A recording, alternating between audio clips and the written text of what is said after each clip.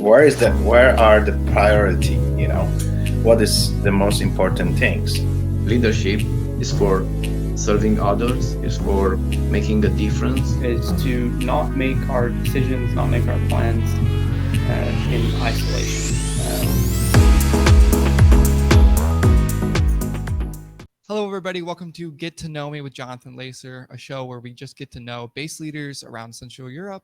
And today I am here with Mihial and Emma Bogdan from Craiova, right, in Romania? Yes. How are you guys doing today? Yeah, we're doing good. We are happy. We are healthy.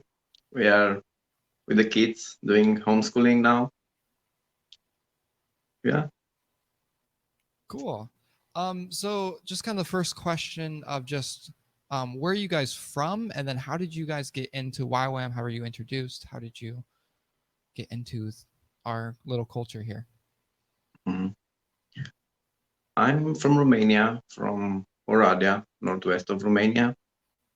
And I joined YWAM in 2008. And next year, I met Emma in YWAM Medias. I heard about YWAM when I was living actually in Barcelona in Spain. Somebody asked for supporting for a mission trip to Africa, and I sent them some money, and then God started to speak to me that I will also be to go in Africa. So that was my first contact with YWAM. And then, I had to leave everything in Barcelona, and God spoke to me to do a DTS in Medias, in YWAM Medias. And that's where we met. And Cool. So I find online about YWAM. Mhm. I was searching, and I start talking, and then of course I was dreaming from high school to be in the mission field, and I had the chance to do DTS right after my university, and since then I'm with YWAM, and I think in the place where God wants me to be. Mhm. What year did you guys do your DTS? YWAM Medias. where? What year? What year? What year? Yes. 2008 and 2009. Okay. All right. So you've passed the 10-year mark. Wow. Congrats. Thank you. Thanks. Yes. A whole decade. Yes. That's pretty cool. Can you guys describe what kind of ministries you guys are involved in and what it looks like for you guys? So we are in pioneering in this base. So we moved from YWAM Medias to YWAM Craiova 5 years ago. Actually, next month we'll celebrate 5 years. Wow, congrats. And thanks. So far, our main project was DTS. So we did DTS every year. So for 5 editions, 5 times. And beside that, we have a local ministry with Gypsy, where we help poor community with literacy. One of our staff is leading it, and it's kind of our main ministry, local ministry, where we invest in this community. But we had other projects. We had the prison ministry. Emma was going there every week with another colleagues, and we had helping different families time to time with different gifts that we receive. And we have another project that is focused on small groups, like church planting movement. We didn't develop so much, but we are in the process to develop it more with discipleship, with church planting movement. And we had youth ministry meetings every week, and invested in local youth from local churches, but not only believers. Yeah. And there are some new initiatives now that our staff are interested in to start ministry with um, homeless people, and also with anti-traffic prostitution. And there are new initiatives that we are working and try to see how this can start actually, because our county is number one in prostitution in Europe. So it's a lot of work, and God seems that is calling one of our staff at least to be more involved in this project. Yeah. Wow. It's number one in, you said, Europe? Yes. Yes. That's wow. I had no idea. That's crazy. That's here in Romania. Like, wow. So Unfortunately. yeah, definitely. Yeah, it's really cool that you guys have that heart and moving towards that. Um, yeah. So with these past 5 years, as you said, of like pioneering this base, a lot of things obviously come up, and there's decisions that need to be made.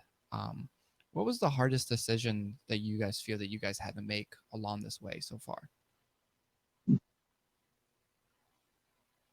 Maybe one of the hardest, being in pioneering when we moved here, just the three of us, and of course our priority was, of course, the Lord, but as ministry was to develop our team, to grow our team, and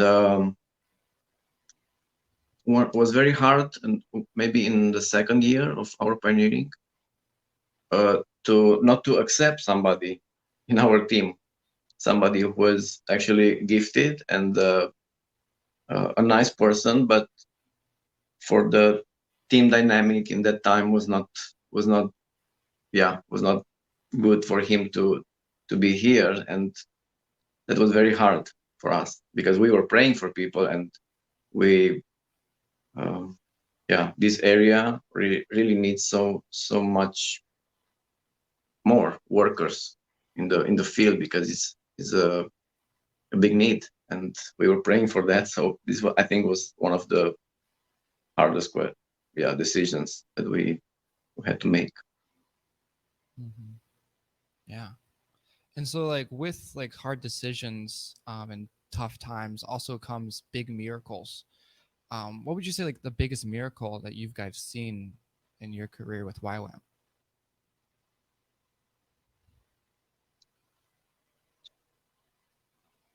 Mm. In the first year was many. Since we moved here in Craiova, yes, I think the first year was we had a lot of grace from the Lord, also with finding the house where we rent for the base, and people joining after 3 months after we moved here. 3 people joined our team, so we were able to start the first DTS with 6 people. We were 6 as staff, so that was a really really big miracle to have people in the team from the beginning. And yeah, we started from the scratch. We had no spoons and plates and cups, and this kind of things started to just come in, and we didn't have beds actually. And there was like a family coming visiting us, Rune and his family, and they have 4 kids, and they were the first who visited us, and we didn't have beds for them. But right the day they arrived, we received some mattresses, so we were able to accommodate them on the floor on the mattresses. So there was like small miracles like this in the first year that God showed that He is with us, and we were encouraged by these miracles. Mm-hmm. Wow, that sounds awesome. What are some like? I know you've mentioned the 2 other like kind of new ministries that you guys are looking into. What are kind of some hopes and dreams with that? that you guys have as a base that you guys are kind of hoping for? Our hope is to see our region, southwest of Romania and the Balkans, being reached with the gospel. So now it's a big difference comparing with other parts of Romania, and yeah, it's a big difference in the numbers of how many people are born again. It's maybe 20, 30 times less than in my hometown. And we really want to see people coming to the Lord. We want to see people being discipled and new leaders and new ministries that will grow and will help spread the gospel and also disciple many people and actually impact the society, the cities and all the other nations from the Balkans. So this is our hope, like a big picture. Yeah, and we want to see our staff becoming leaders, taking assuming responsibility and start new initiative and develop things on their own. And it's this is a good vision for our staff. Yeah, you guys, that's a really good actually introduction to the next question of just you guys led this online school for over 100 people from all over the world. Can you guys talk about that and how that was? Yeah, was so far the highlight for this year. And we did a School of Pioneering and Leadership in 2013 in Norway. And for us, that was a great time. And we really said we'd like to facilitate something like that for other people. So we being in pioneering, it's a really good experience for every leader, I think, to be in pioneering and to start new things. You grow a lot, you learn a lot. So last year, maybe in January, I was start planning a 3-week course of pioneering and leadership. Kind of the main 3 weeks from Norway to have it in Romania, in Craiova. And we had maybe 20 people that registered for this. And we were hoping that we'll do it, but then this crisis came with the virus. So yeah, we realized we need to cancel this. And then yeah, we start thinking about the online option, and we are very happy the way developed, and with this crisis came this opportunity to meet so many people, and the feedback is very good. So we're very happy, and yeah, we praise God for his idea. Yes, Yeah. it was first time when we had to moderate meetings and put people together, ask teachers and every communication and everything. It was a nice work, and yeah, the feedback was good, and we are happy God guide us to still do it online. Yeah, talking with some people, I know some people who took the course and they really, really enjoyed it. I'm kind of upset that I missed out on it. I had other responsibilities, I couldn't join. But after hearing about it, I was like, oh man, I definitely need to get on the other one. Yeah, but thanks for helping us with worship Oh, from your base. yes, you're very welcome. We really enjoyed that we could help you guys with that. It was one of our Thank you. largest streams that we've ever done. So it was nice for us to have so many people in that too. Yes, thank you. Yeah. So with these past 5 years, pioneering the base, doing DTSs, seeing these small miracles, comes with decisions and things to face. What would you guys say were like some of the bigger mistakes that you guys have made along the way? No mistake. You're perfect. Yeah, well, one that was pretty big was actually last year, the end of the year, because we'd like to empower new leaders. We want to give them freedom to start what God put on their heart. So we did, in a way, maybe we because our heart was to help the new leaders take responsibility and ownership, and we actually make place for this stuff to grow and to start what was in her passion, in her vision and desire. And she was involved, but the way we oversee this new ministry maybe was not as should be in pioneering when we start a new ministry, and was a decision that was involved with a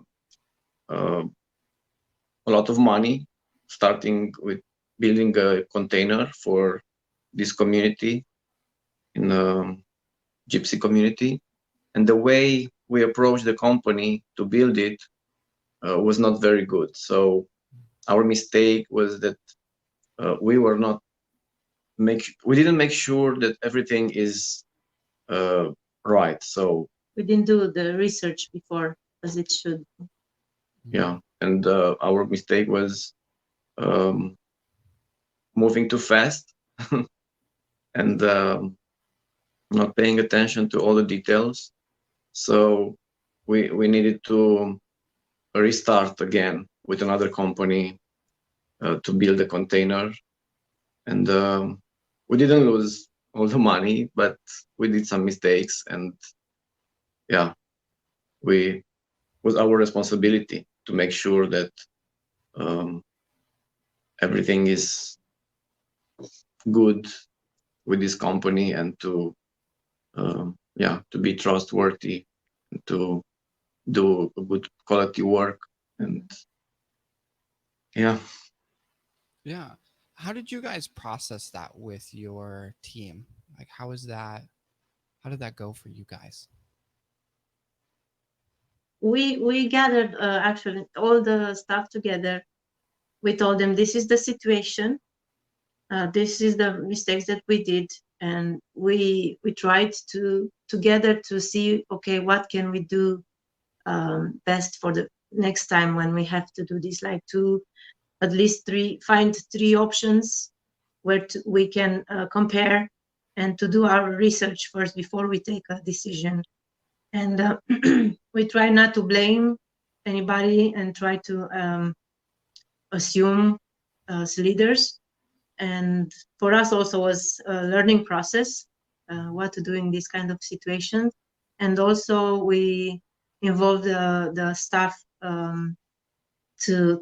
to see the real situation and to find better solutions for the future. Yeah, wow, that's awesome. If you want to add something to this. Yeah, we as leaders, we are responsible. So we need to give freedom, but in the same time to delegate well, and to know who is responsible for what, and what are to do a better risk analysis, to be more cautious. But yeah, this is a tension in pioneering, when you really want to start something, you want to help other people develop new things, and yeah, it's something we learn and grow, and in the same time, it's our role also to do better discipleship, the way we train new leaders. And yeah, it's a place to do mistakes, but yeah, we have to balance somehow trust with responsibility, accountability, freedom, and yeah, everything to be for the best of ministry and for people we discipled, and we learn and grow together. What advice would you guys have for, let's say, pioneers or like people who are re-pioneering bases or ministries? What kind of like advice would you give for them who are doing this? As you guys are, 5 years in and still kind of pioneering this. What would you say to them? First, for people who are preparing for pioneering, I really encourage them to go for it. And maybe will be obstacles, and the enemy wants to stop us, to hinder us, but we should continue because God wants us to do new things and to develop and to grow and impact communities and cities. So go for pioneering. Don't hesitate. And outside of the comfort zone is an adventure with God. So great things will happen. If you are already in pioneering, a good principle that we learned from the School of Pioneering and we applied, and I think is very wise, is this principle about ministry teams and buildings and other tools that you need in the ministry, to have a good priority and to know what's first and what's not number one. So from these three, I will say number one is the team. Make sure the team is a priority and invest in a team. Don't go alone.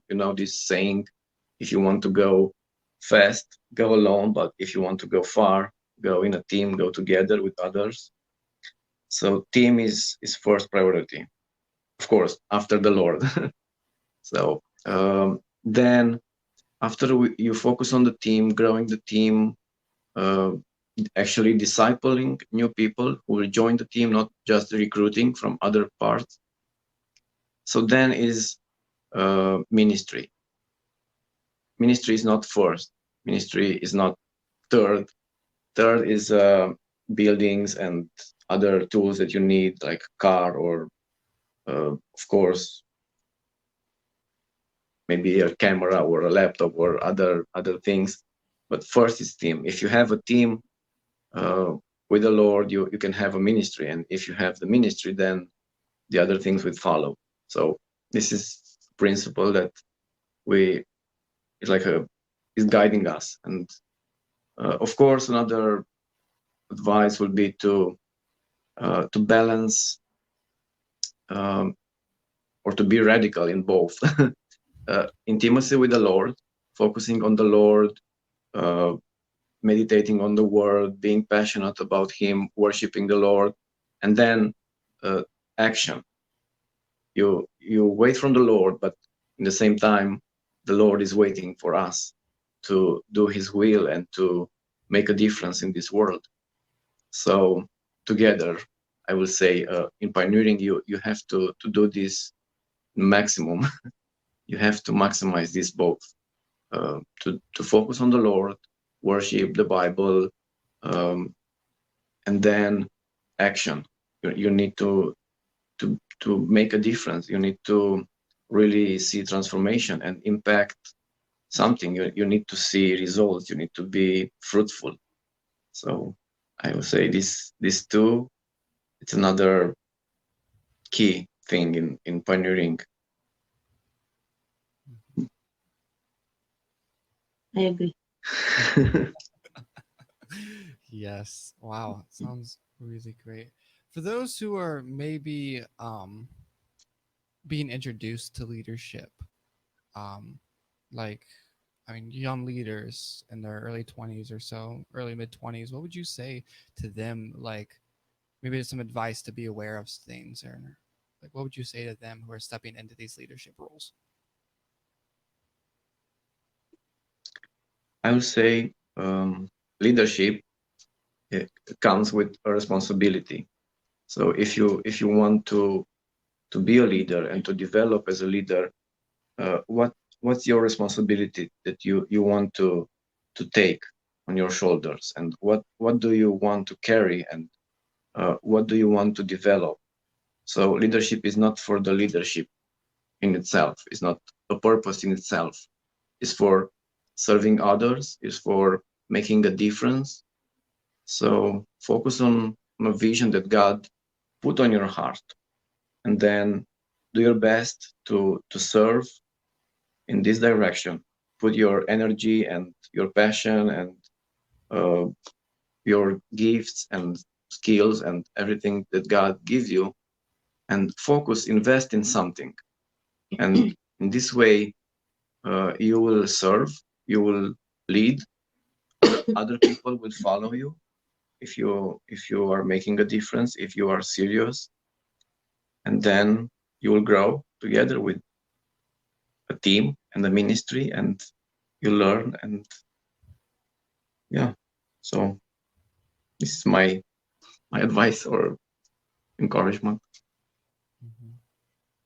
Yeah, How I do you- think for a leader, it's important, as Mihai said, to have a servant heart, to be ready to serve in time and off time sometimes, and to have this attitude of I'm here for God, I'm doing God's ministry, and I want to lead people in His way with His heart, and yeah, be humble and servant heart. Yeah, how would you And guys dream big. dream big? Yes, amen. How would you guys say you got? How do you balance, family life? You have two younger kids, and then with even pioneering and doing the school, how do you guys find that balance for yourself, with your family and with each other as a couple, and also with the ministry and your staff? What does the balance look like, or how did you guys find that balance for yourself?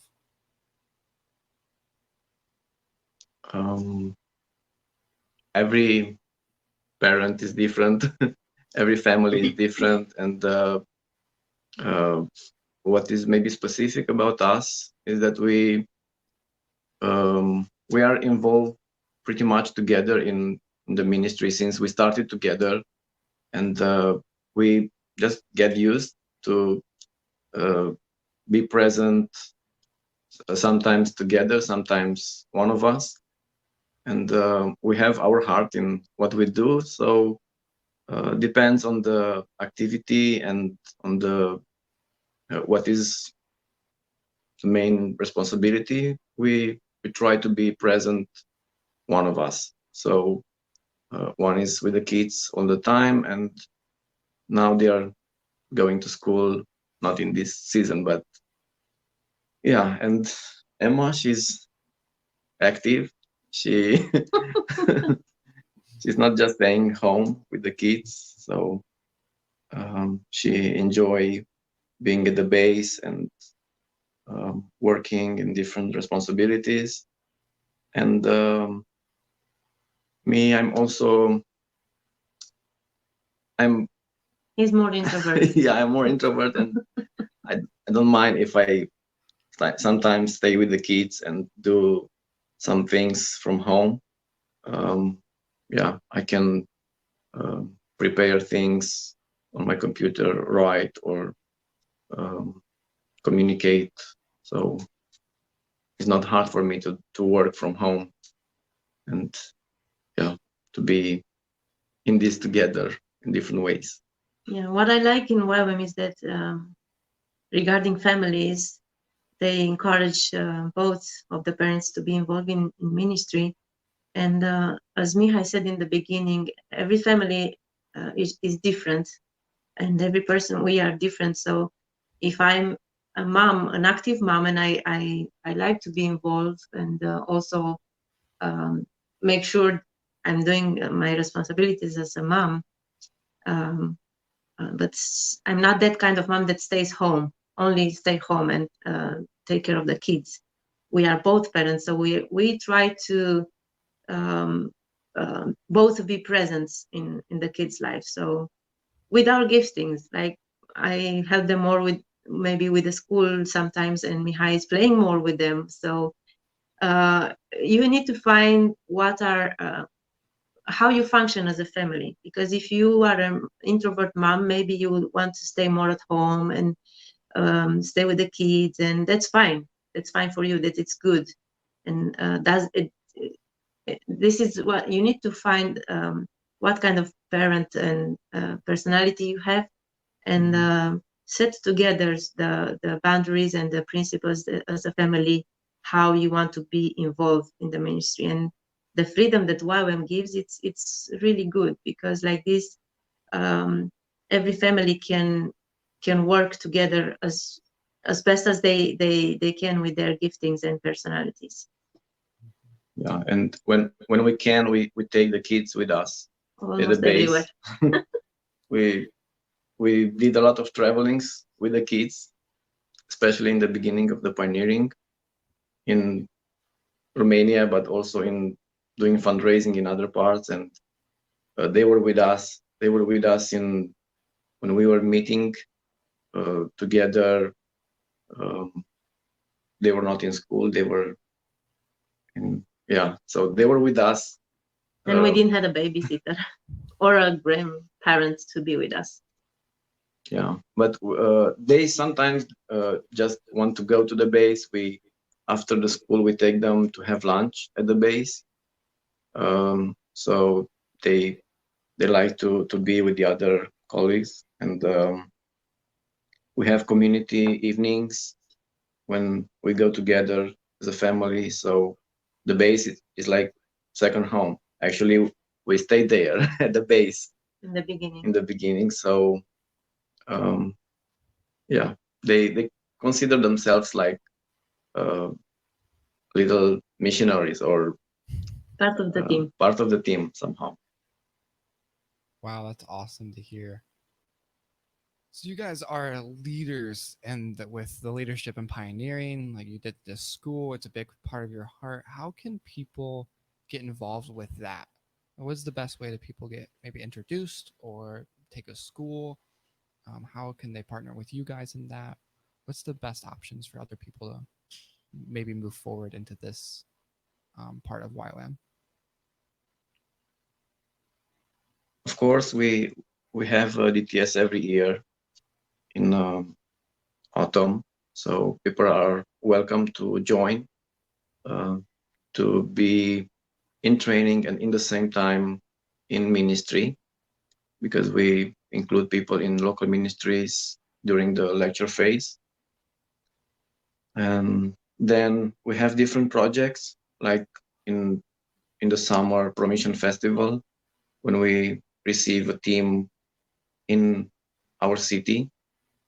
And then we are happy when people volunteer to come to serve or to just be with us. We have friends that visit us, and people are welcome to join for a weekend. Maybe they want to get to know the base, to the staff, and maybe serve in a local church.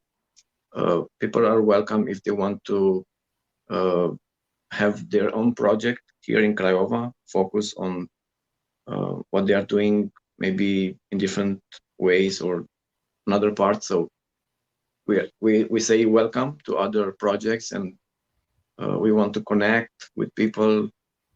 I think in this area it's a good opportunity for people to serve, even if they don't have a lot of experience, because we have different opportunities and we can include people in different ministries, or we are in contact with local churches, so they are very happy when they have guests and they can serve and connect. So we want to be like a platform for people to come and develop themselves and develop the ministries. And the field is big, the workers are few. And also in the more practical side, in the base, you can find a place for every gift. You can have people serving in the kitchen. We have a lady that is coming every week from a local church volunteer to cook for us. It's a big blessing. Yeah, if people want to help, maybe doing something on finances or other logistics or on communication, or yeah, so we can say welcome to different gifts, and people can serve and develop and also have fun with us. We have some other local people from Craiova that they volunteer to help with the Roma community project with literacy. So we encourage also locals to be involved in mission, in evangelism, and our projects. And this is great. Wow, that's awesome. And of course, people can be involved by prayer. They can. We need people that we know we can count on them, on their prayers. As I said, this area is a big mission field, and sometimes orthodoxy is mixed with witchcraft and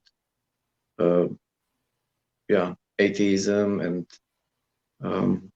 it's a spiritual battle, and it's a big need also for intercessors, people who would like to come. It's on my heart to see in Craiova a prayer house that is focused on this, and it's we had the prayer chains and prayer meetings, but still a big need to see this growing prayer and worship. Then of course people can support financially. They can choose a staff or a ministry, or maybe, let's say, they want to adopt a children from the community to help being school, and people can be part in different ways. Wow, that's awesome. Well, thank you guys so much for joining me today. It was really an amazing time to get to know you guys, fellow YWAM Romania. So it was really fun to do this. I want to thank you guys again for your Thank wisdom. you for inviting us. Thank you, Jonathan. You're very welcome. I'm glad you guys wanted to join. You guys have a lot of wisdom and a real understanding of what's been going on, even with your mistakes and how you guys handled it. It seemed like it was very, very good insight to what we as YWAM should look into, and look what leadership should really look like. So I really want to thank you guys for that. And thank you guys for joining. Thank you. you. God bless you. God bless you too.